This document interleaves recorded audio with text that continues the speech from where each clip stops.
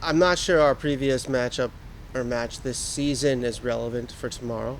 They've added some new players.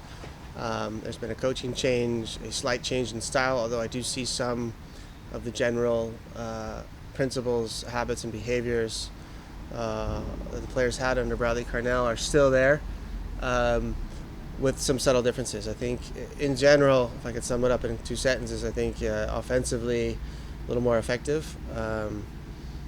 And with a little more quality on the offensive end, but defensively maybe less effective and a tad bit more vulnerable. So I think, having that said, our match plan is to find the right balance in both areas of the field, making sure that we don't give up any easy ones, and also be able to hurt them at the same time on the other end.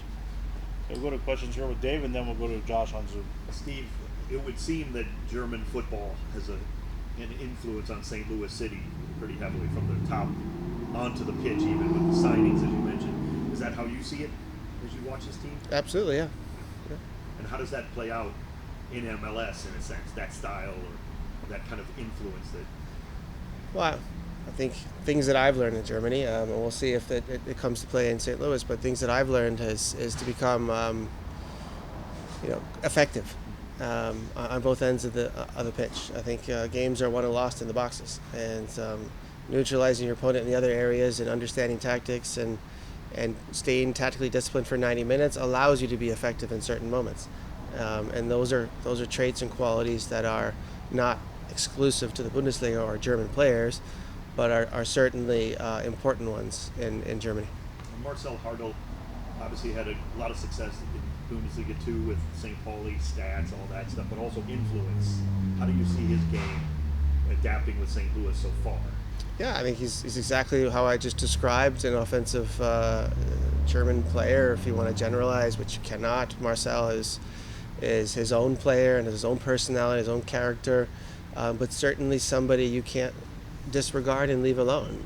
He will find solutions, and he will hurt you, whether it's a pass, a darting run, a finish from outside the box, set piece. He has those qualities, if given time and space, to finish plays.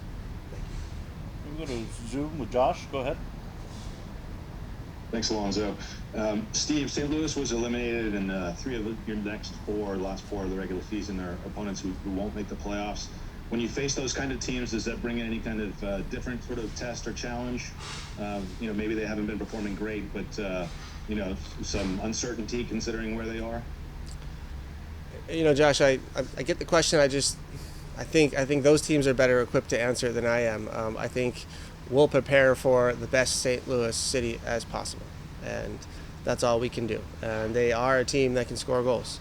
They have been a team of recent who start early and put pressure on teams early. They can hit you in behind. They can win on second balls. They can win. They can create chances, whether that's combination play through the middle. It's been recently shown, or through crosses. So, offensively, they're quite well-rounded and can beat you in many different ways. We'll have solutions for that. So I think for us, it's expecting the best. St. Louis is the best way to go about this game, and then the games following them as well. For Olivier Giroud, he has celebrated his 38th birthday yesterday. Was there anything special with the training center for him? Do you guys do anything for him?